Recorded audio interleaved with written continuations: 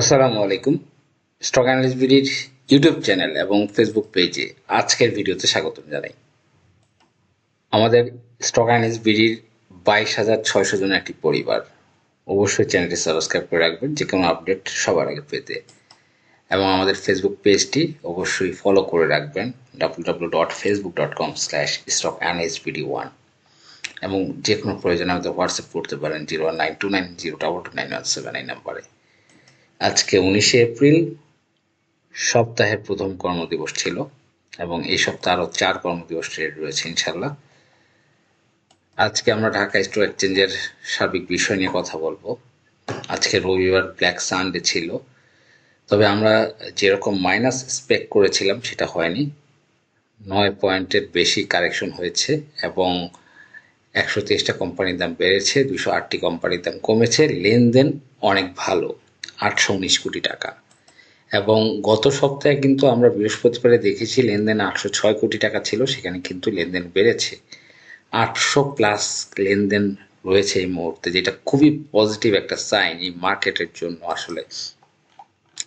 তো আজকে আমরা ওভারঅল সেক্টরগুলো অ্যানালাইসিস করবো। ইন্স্যুরেন্স সেক্টরগুলো মোস্ট অফ দ্য কোম্পানি আজকে ভালো ছিল।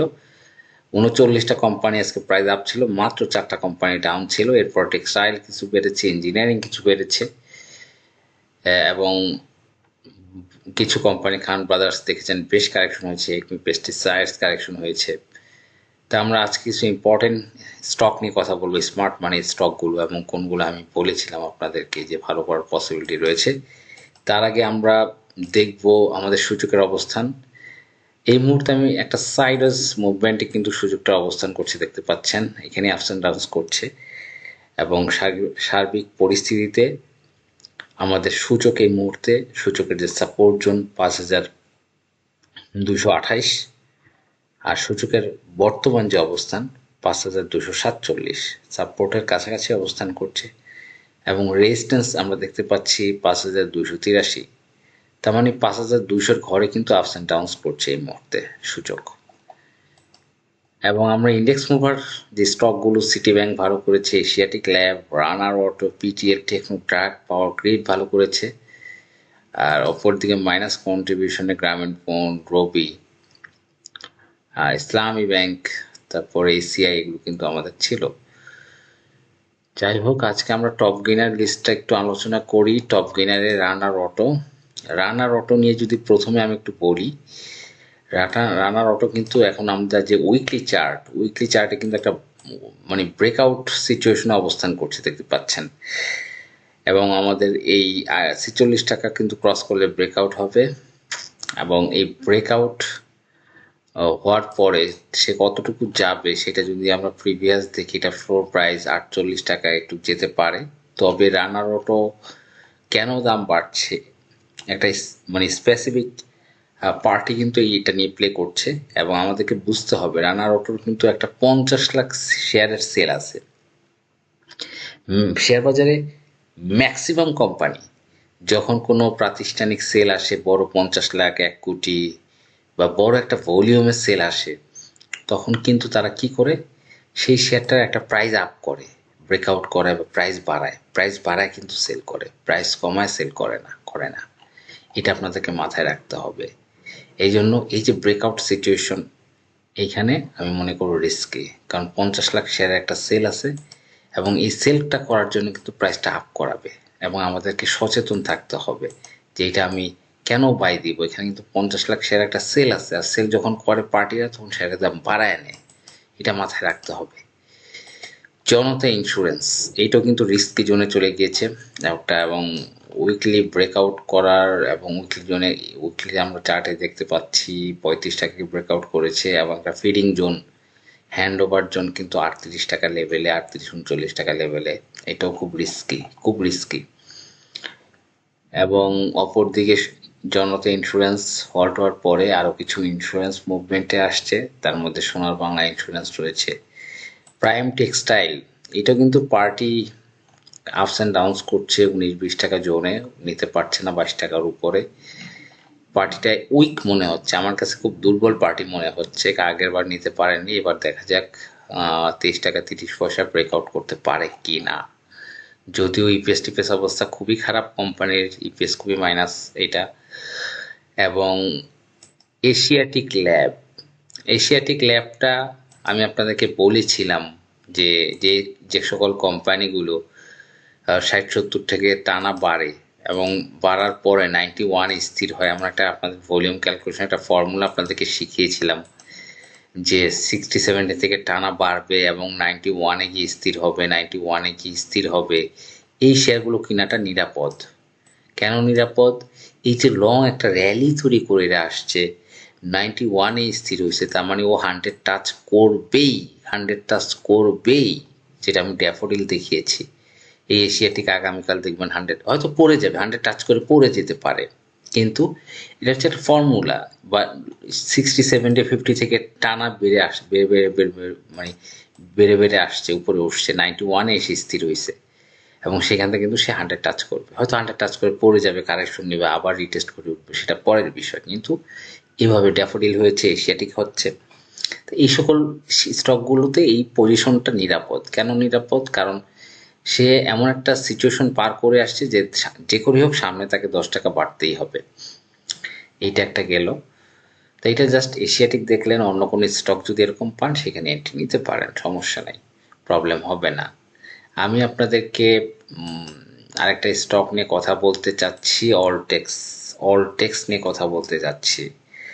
যে স্মার্ট মানির যতগুলো আইটেম রয়েছে প্লে হয়নি এখনো, বটম লেভেলে আমি বলবো 13 টাকা 13.5 টাকা পেরে অলটেক্সটা লোড দিয়ে রাখতে। কারণ এটার Q1 Q2 দুইটাই পজিটিভ আসছে, সামনে মিটিং আছে, Q3 আশা করি ভবিষ্যতে পজিটিভ আসবে। এটা কিন্তু একটা অ্যাকুমুলেশন জোন তৈরি করে ফেলেছে। আমি বলবো এই স্টকটা যেভাবেই হোক 13 টাকা 50-60 যদি কখনো পান, এটা আমি মনে করি একটা সেফ জোন বিনিয়োগ অলটেক্স হতে পারে। আমরা আসলে বটম লেভেলে ইনভেস্ট করি না, আমরা হায়ার হাই ব্রেকআউট করে বা অনেক উপরে চলে যায় তখন ইনভেস্ট করি। যেমন আমরা বিডি অটোকার মার্কেটে বলতেছে স্টক দিবে, এই দিবে সেই দিবে, কিন্তু এখন কিন্তু একটা ফিডিং টাইম বিডি অটোকার।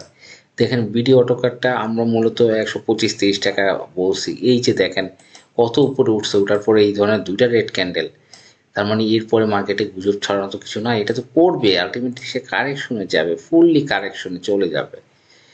তো একইভাবে যে অলটেক্স বটমে রয়েছে। এরপর আমি আরেকটি স্টক নিয়ে কথা বলতে চাই আপনাদেরকে, যেটা আমি বারবার আপনাদেরকে বলেছি স্টকটা ভালো করার পসিবিলিটি রয়েছে। আপনারা হয়তো বেশ কয়েকদিন ধরে আমি বলতেছি স্মার্ট মানির গন্ধ পাচ্ছি এবং মানে এই যেটা এটা হচ্ছে ই কেবলস। আপনারা হয়তো দেখেন সেই কেবলস আমি আপনাদেরকে বলেছি, আমি যখন প্রথম ভিডিও বলি কয়েকদিন আগে, গত সপ্তাহ বা তার আগে, তারপরে কিন্তু কারেকশন হয়েছিল, আমি বলার পরে কারেকশন হয়েছিল বা 22 টাকা 24 টাকা নেমেছিল। যেহেতু আমি বলছি আমার বর্তমান যে কাজ, স্মার্ট মানির যে ফুটপ্রিন্ট, সে কোথায় কোন স্টক নিয়ে বটম থেকে প্লে করতে চাচ্ছে, কি করতে চাচ্ছে, এগুলো আইডেন্টিফাই করা এবং স্মার্ট মানির তার যে অ্যাক্টিভিটিটা কেমন হতে পারে, সে আসলে কি করতে চায় একটা স্টক নিয়ে, এইটার উপর গবেষণা করা। এবং সেটারও আলোকে কিন্তু আমি বলেছি স্টকটা কিন্তু ভালো করবে, স্মার্ট মানি অ্যাক্টিভ, হাঁটি হাঁটি পা পা করে কিন্তু আগাবে, ব্রেকআউটের দিকে আগাবে। যাই হোক, আমাদের এই বিষয়গুলো খেয়াল রাখতে হবে, স্মার্ট মানির ফুটপ্রিন্টগুলো ধরতে হবে বটম লেভেলে, আমরা বটম লেভেলে ধরার চেষ্টা করব, তাহলে আমরা বেশি প্রফিট করতে পারবো। টেকনো ড্রাগ দীর্ঘদিন ধরে একটা অ্যাকোমোডেশন জোন তৈরি করেছিল 30 থেকে 32-33 টাকার লেভেলে। এরপর কিন্তু সে কিন্তু একটা প্রাইজিং করছে এবং টেকনো ড্রাগের যে কন্ডিশন, খুবই ভালো একটি কন্ডিশন আমরা দেখতে পাচ্ছি। টেকনো ড্রাগ হয়তো এর ফিউচারটা এশিয়াটিকের মতো হতে পারে লং রানে, এটা আমার কাছে খুবই পজিটিভ মনে হয়। বেঙ্গল উইন্ডস্টোর, এটা কিন্তু স্মার্ট মানি যে শেয়ারটাকে 17 টাকা 18 টাকা লেভেলে বেশ কারেকশন করেছে, এখন কিন্তু একটা ফিডিং টাইম চলে এসেছে, অ্যালার্ট থাকতে হবে। এবং আমি ডোমিনেজের ব্যাপারে বলেছিলাম যে স্টকটা কিন্তু 60 টাকা লেভেল কিন্তু টাচ করার পসিবিলিটি খুব বেশি, সেদিকে কিন্তু আগাচ্ছে। এবং এই মুহূর্তে আমরা যদি আরেকটু দেখি যে কোন স্টকটা একটু মোটামুটি বাই রেঞ্জের ভিতর আছে, সেখানে আমরা তেমন একটা স্টক খুঁজে পাচ্ছি না, আমাদেরকে দেখতে হবে। অনেকগুলো স্টক বেড়েছে, পার্টির আইটেম বেড়ে গিয়েছে, তবে আমি আচ্ছা, আমরা একটু নেগেটিভ কন্ট্রিবিউশন করছে বা নেগেটিভ লুজার, টপ লুজার থেকে কিছু স্টক দেখি। খান ব্রাদার্সের কথা আমি বলতে চাই। খান ব্রাদার্সের কথা আমি সবসময় বলি যে এটা, এই স্টকটা 42 থেকে 44 টাকার ভিতরে বা 47 টাকার ভিতরে একটু নিরাপদ রয়েছে, এবং 55-56 টাকা ফিডিং জোনটা অ্যালার্ট থাকতে হবে। তা মোটামুটি এছাড়া ড্রয়িং পাওয়ারের কথা বলেছি, আজকে কারেকশন হয়েছে, আমি মনে করি স্টকটা হয়তো একটু ভালো করার পসিবিলিটি রয়েছে। 27 টাকা 28 টাকার ভিতরে নিলে আমার মনে হয় এটা ভালো হবে, খুবই ফান্ডামেন্টাল স্টক।